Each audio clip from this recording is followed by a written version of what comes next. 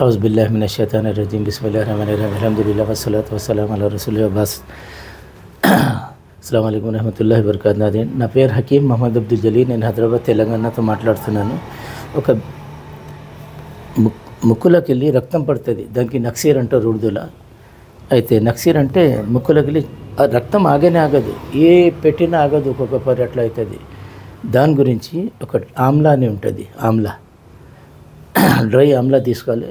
పెన్సారి దుకాణం మీద, అసాబాద్ దవాసాద్ మీద దొరుకుతుంది. ఒక 100 గ్రామ్ అది దంచినాక, చన్నితో అది చేసినాక అది 100 గ్రామ్ ఉండాలి.